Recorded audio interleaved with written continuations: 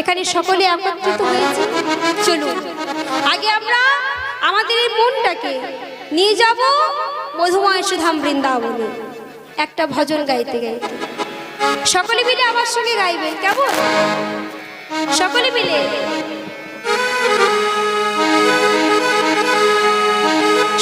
আমার সঙ্গে গাইবেন।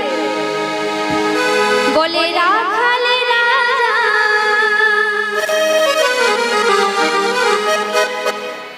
বলে দে না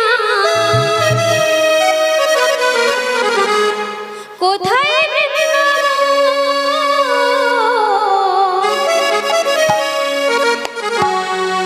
শ্যামে কুণ্ড রাধা কুণ্ড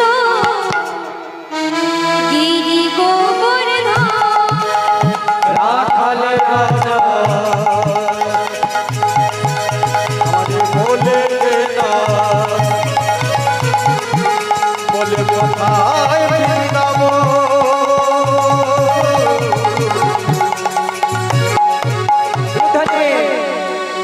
শ্যাম কুণ্ড রাধা কুণ্ড গিরি গোবর্ধন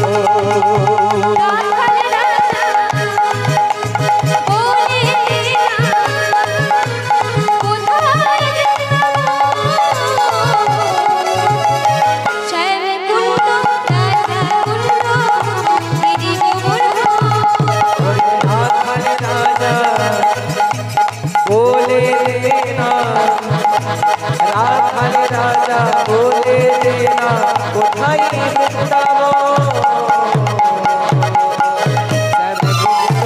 রাধা কুণ্ড গিরি গোবর্ধন রাখাল রাজা আমায় বলে দেনা কোথায় বৃন্দাবন কুণ্ড রাধা কুণ্ড গিরি গোবর্ধন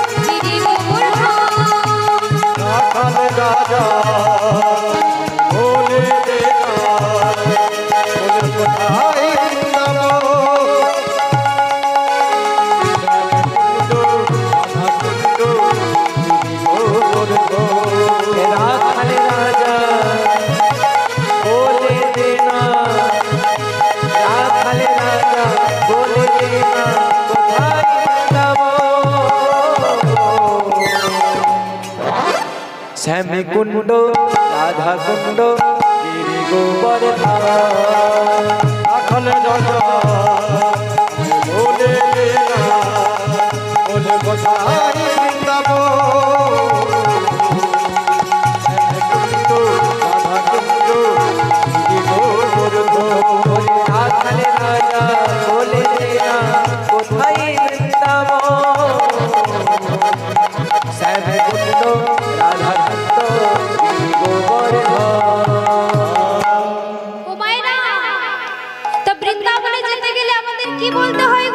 রাধে রাধে রাধে রাধে বলতে হয়। তোমার সঙ্গে সকলে মিলে বলবেন, সকলে মিলে বলো রাধে রাধে রাধে রাধে, বলো রাধে রাধে রাধে রাধে, বলো রাধে রাধে রাধে রাধে, বলো রাধে রাধে রাধে রাধে, বলো রাধে রাধে রাধে রাধে, বলো রাধে রাধে রাধে।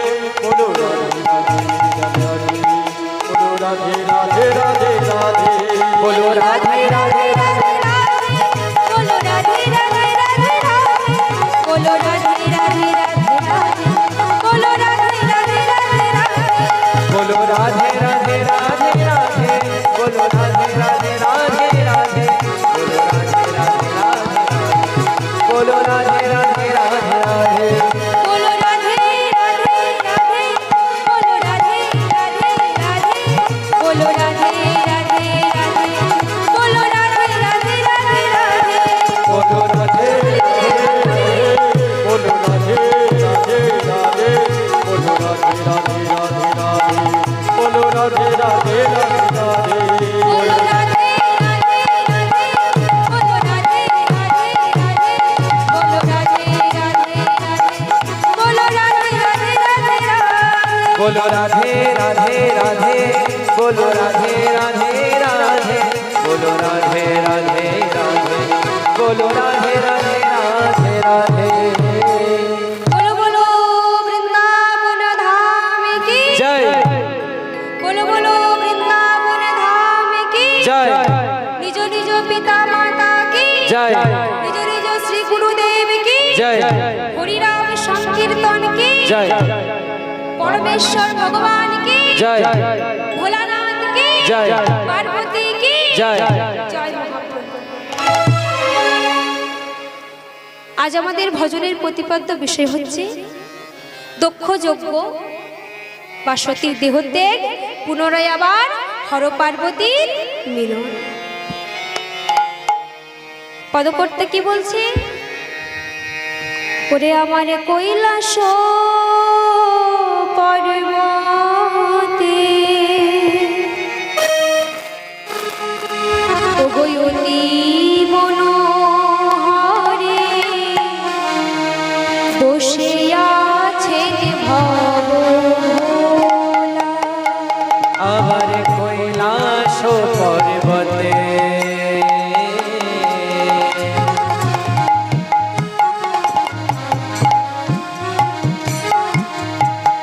অতি মনোহরে বসে আছেন ভব ভোলা কৈলাস পর্বতে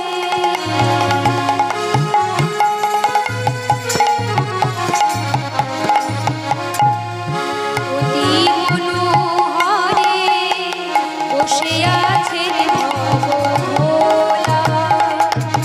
কৈলাসে পর্বতে অতি মনোহরে বসিয়াছে ভোলা ও যারা মুখে রাম নাম জপে অবিরাম, না ভোলা জপে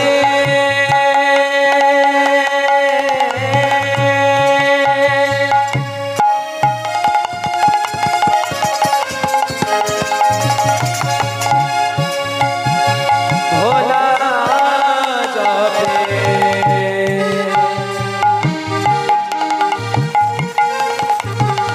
মুখে হরি হরি হরি বলে যার মুখে রাম নাম জপে অবিরাম গলাতে হরির মালা, গলাতে হরির মালা।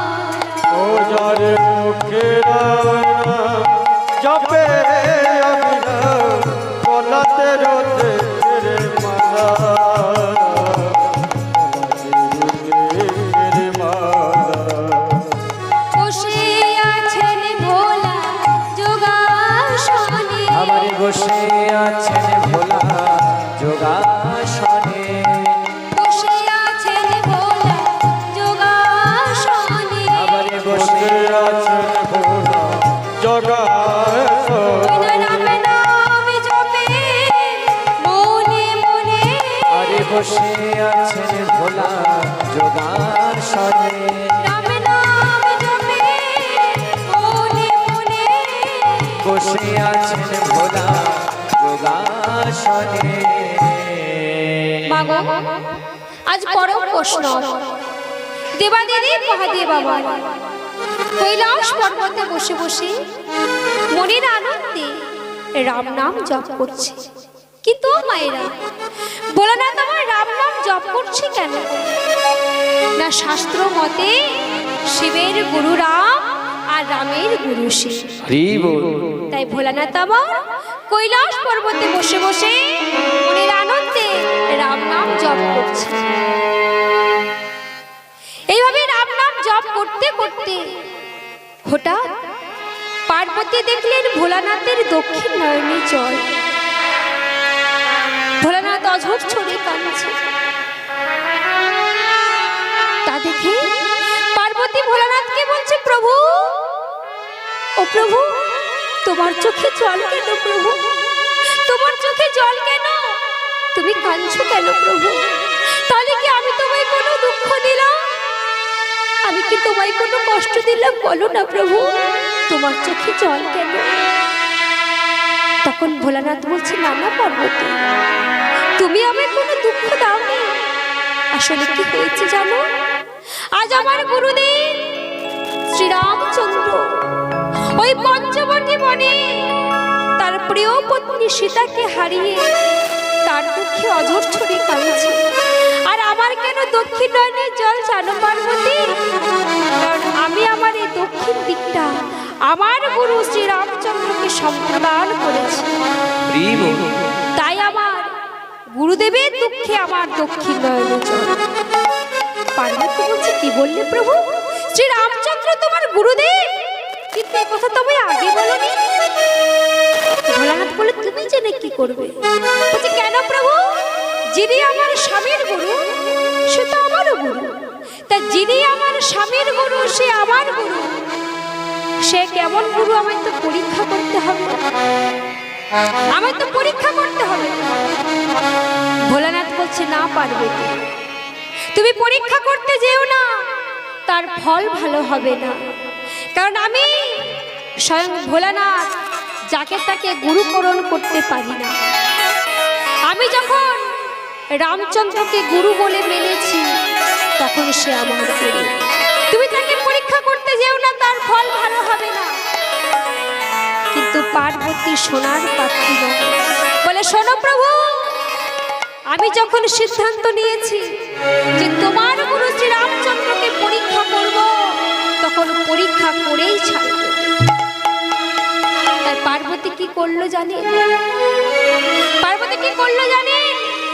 রামচন্দ্রকে পরীক্ষা করার জন্য ওই যে রামচন্দ্র পঞ্চবটী বনে তার প্রিয় পত্নী সীতাকে হারিয়ে তার দুঃখে কাঁদছিলেন। রামচন্দ্রকে পরীক্ষা করার জন্য মা পার্বতী সীতা রূপ ধারণ করলেন। আর এমন সীতা সাজলেন কেউ ধরতেই পারবে না সে সীতা না পার্বতী। আর এই সীতা সেজে চলে গেছে কোথায়? না পঞ্চবটী বনে, যেখানে রাম আর লক্ষ্মণ সীতাকে খুঁজে বেড়াচ্ছে। সেখানে গিয়ে একটা বৃক্ষের তলায় দাঁড়িয়ে পড়েছে। আর সেই সীতারূপী পার্বতীকে সর্বপ্রথম কে লক্ষ্য করেছে জানেন? লক্ষ্মণ। যেই না লক্ষ্মণ সীতাকে দেখেছে, রামচন্দ্রকে ডেকে বলছে, দাদা দাদা, তুমি আর কেঁদো না, আর কষ্ট পেও না, আর দুঃখ পেও না। ওই দেখো আমাদের সীতা চলে এসেছে, ওই দেখো আমার সীতা মা চলে এসেছে।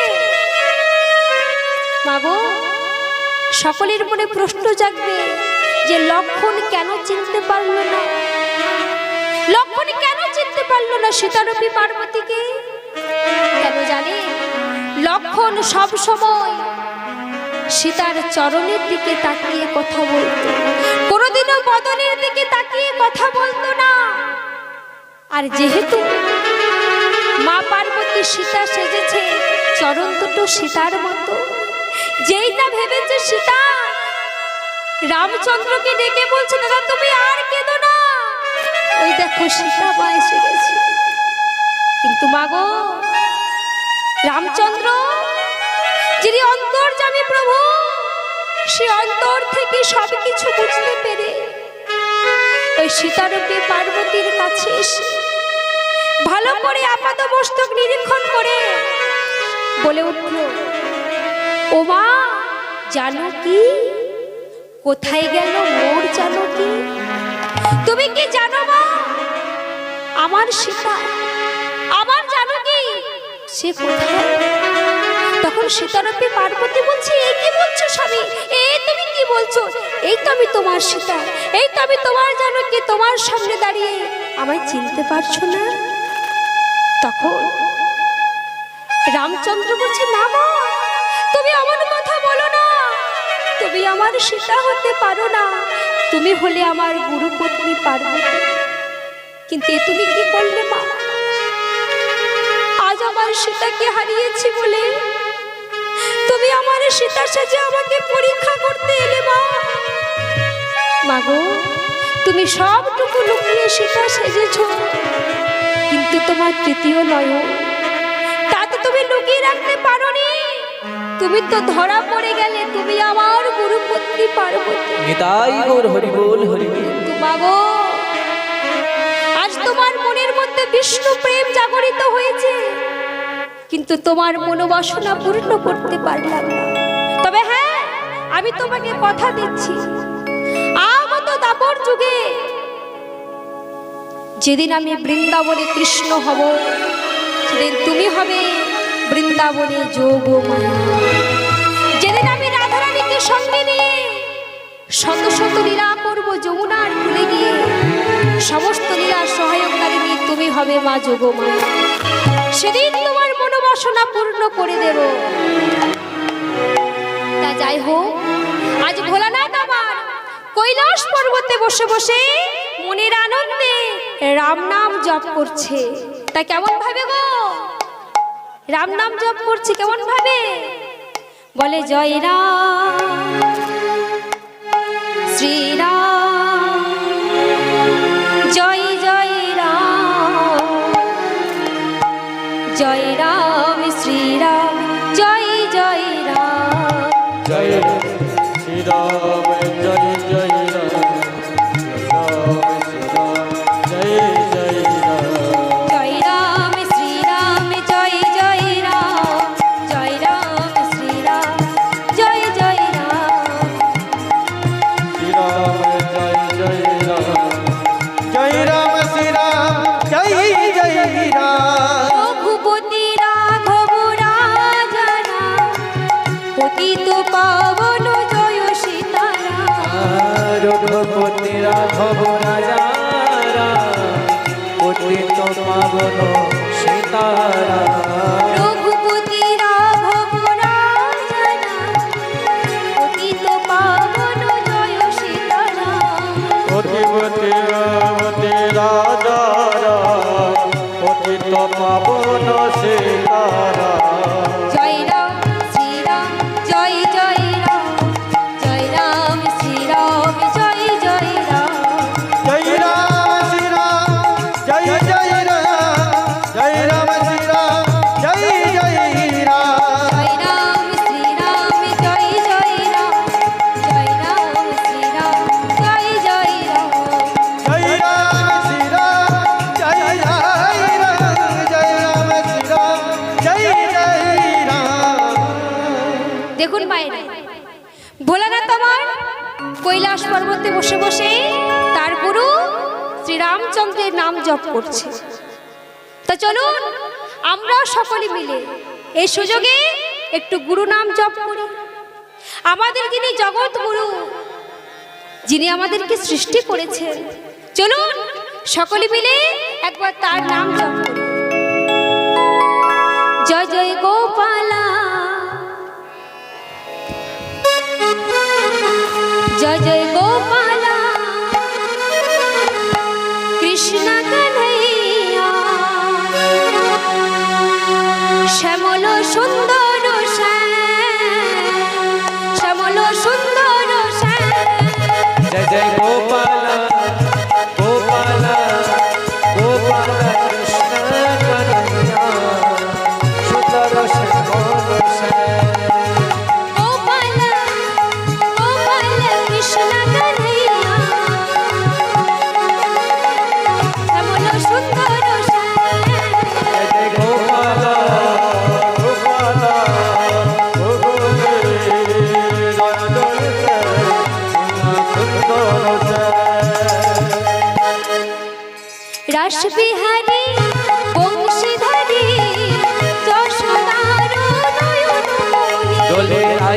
কিশোরী আসবিহারী যশোদার নয়ন মণি কাশবিহারী বংশীধারী যশোদার নয়নমণি। দোলে ভাই কিশোরী বংশীধারী যশোদা নয়নমণি। গোপাল গোপাল কৃষ্ণ কন্হैया শ্যামল সুন্দর শ্যাম শ্যামল সুন্দর শ্যাম। গোপালা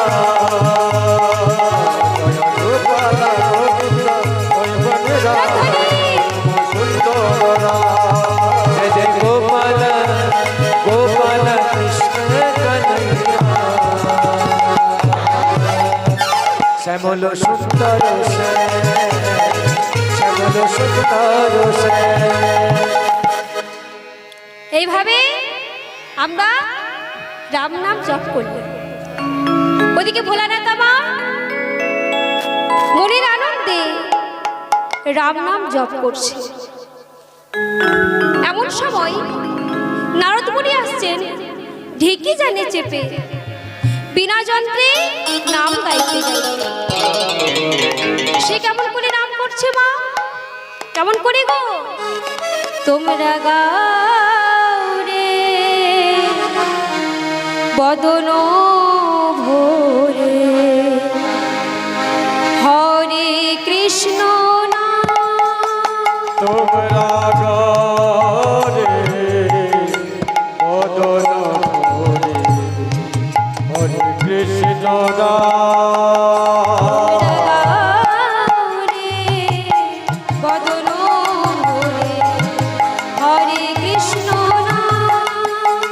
তোমরা গাও রে বদন ভরে হরে কৃষ্ণ নাম। এ নামে ভোলা যাবে কৈলাসেতে।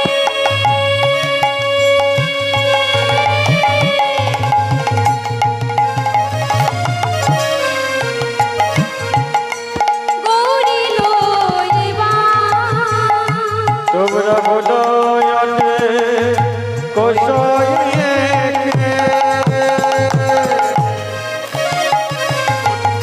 বল কৃষ্ণ নাম। ভোলা যাবে কৈলাসেতে।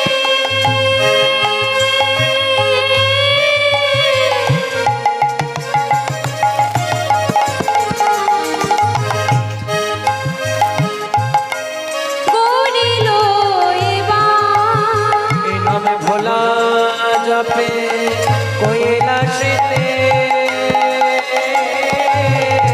গৌরী লইবা। এ নামে নারদ যাবে বীণা লয়ে।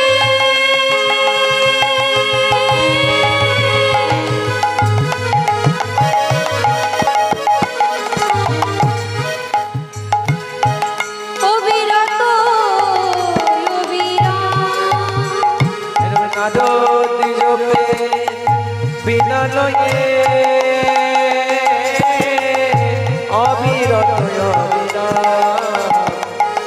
হরে বদন ভোরে হরে কৃষ্ণ নাম। আমি গরে জনম তোরে হরে কৃষ্ণ নাম।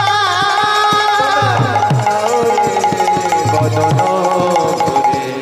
ভরে হরে কৃষ্ণ নাম। মাগো এইভাবে নাম করতে করতে নারদ মুনি এসে দাঁড়ালো কোথায়? না ভোলানাথের কাছে। যেই না কৈলাস পর্বতে ভোলানাথের কাছে এসে উপস্থিত হলো, এসে পড়ে দেখলো কি না ভোলানাথ ধ্যান মগ্ন। যেই না দেখেছে ভোলানাথ ধ্যান মগ্ন, নারদ মুনি করলো কি নামের ঝংকার দিয়ে ভোলানাথের ধ্যান ভঙ্গ করলেন। কৈলাসপতি দেবাদিদেব মহাদেব কি গো কি বলতে হয়? জয় বলতে হয়। কৈলাসপতি দেবাদিদেব মহাদেব কি জয় কৈলাসপতি দেবাদিদেব মহাদেব কি জয় কৈলাস কৈলাসপতি দেবাদিদেব মহাদেবকে জয়। এই না জয়ধ্বনিটা করেছে, সঙ্গে সঙ্গে ভোলানাথ চমকে উঠেছে। এ কি নারদ মুনি, তুমি এখানে?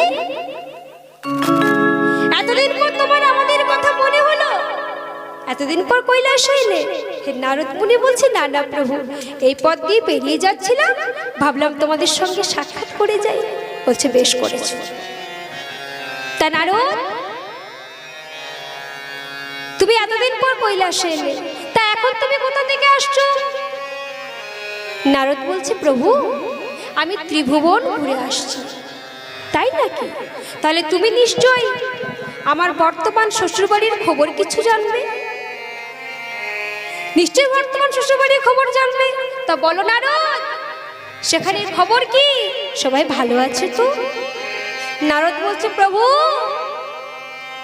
আর তোমার শ্বশুরবাড়ির খবর গো, সে খবর তুমি যত না শোনো ততই মঙ্গল, যত না শোনো ততই মঙ্গল। দেখুন বাবা, এমন যদি কেউ বলে যে তোমার শ্বশুরবাড়ির খবর আছে কিন্তু না শুনলেই ভালো, তাহলে আমার অবস্থাটা কেমন হয়? শোনার আগ্রহটা বেড়ে যায়, তাই তো? ভোলানাথ বলছে, শোনো না, আমার শ্বশুরবাড়ির খবর তা ভালো হোক বা খারাপ হোক আমার জানাটা দরকার। তুমি বলো কি হয়েছে সেখানে? তারা সবাই ভালো আছে তো? কোনো বিপদ আপদ হয়নি তো? তখন নারদ মুনি বলছে, না না প্রভু, বিপদ হবে কেন? বিপদ হবে কেন? সবাই খুব ভালোই আছে। তাহলে কি এমন খবর যে তোমার বলতে এত কষ্ট হচ্ছে? প্রভু শুনলে তোমার দুঃখ হবে, শুনলে তোমার কষ্ট হবে প্রভু, তাই আমি বলতে পারবো না। ভোলানাথ বলছে, শোনো নারদ, আমি তোমাকে আদেশ দিচ্ছি, তুমি বলো সেখানে কি হয়েছে। যেই না বলেছে, এবার নারদ মুনি বলছে, শোনো প্রভু, এত যখন জোর করছো তাহলে শোনো তোমার শ্বশুরবাড়ির খবর।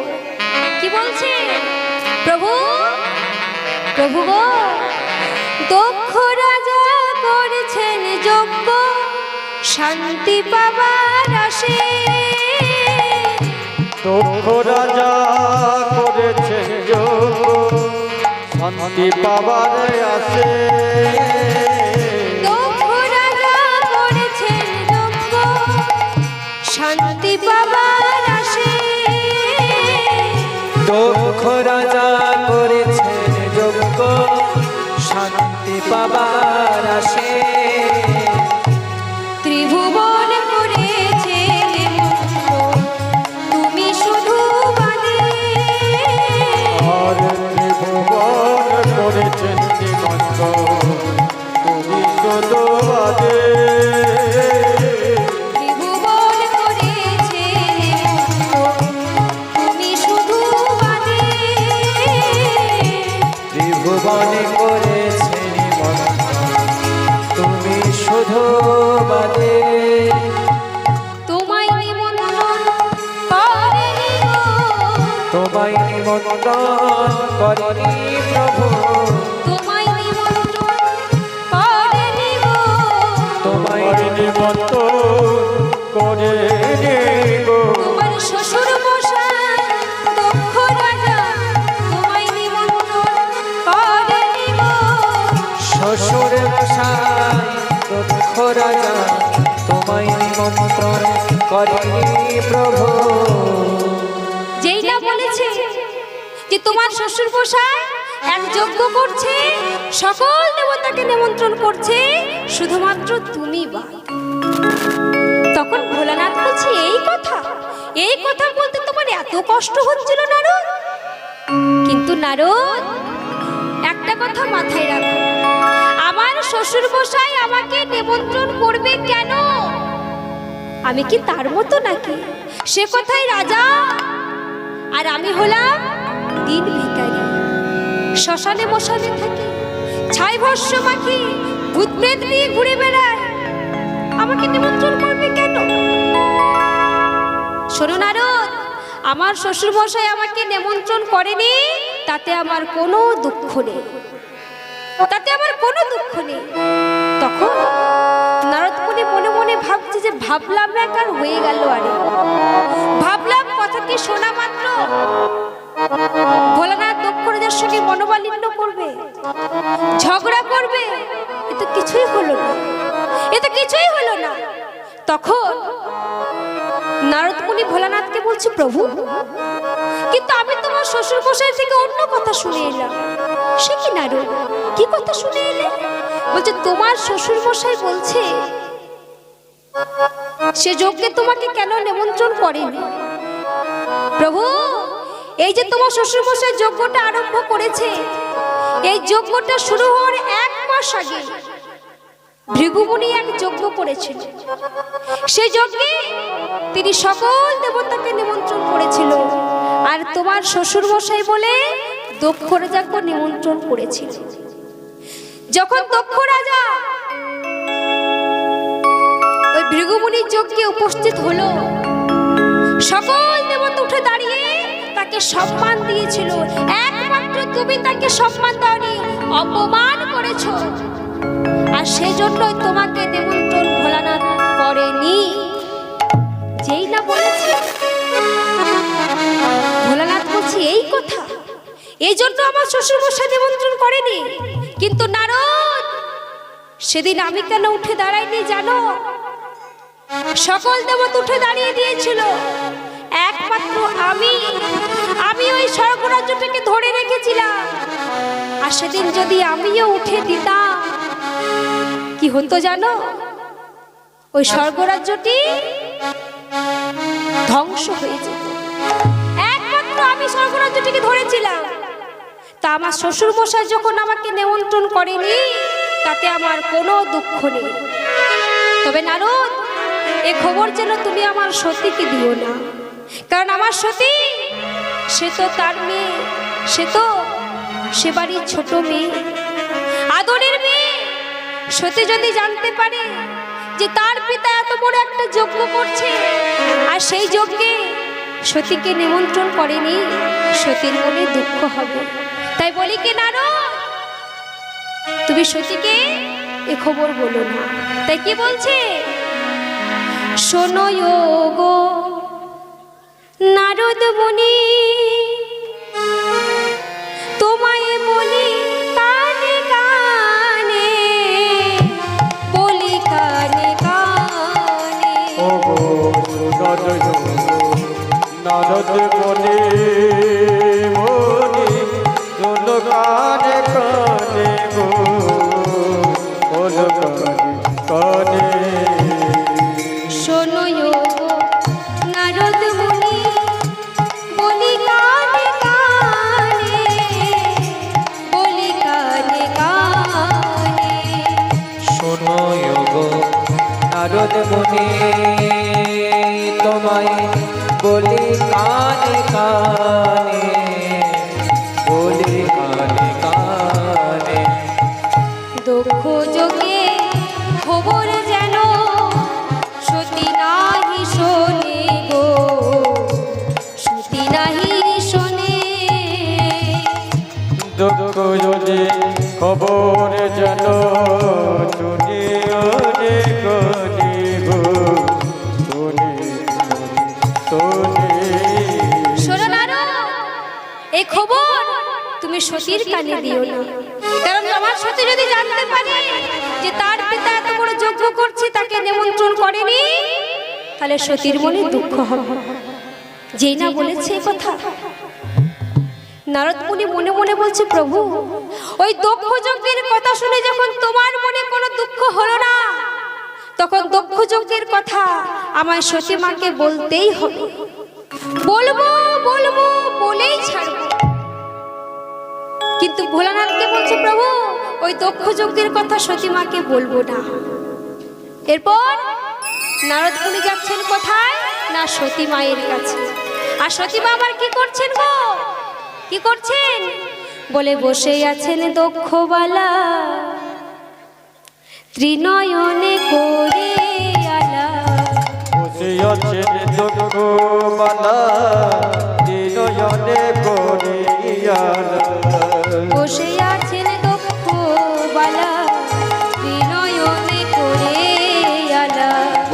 যাচ্ছে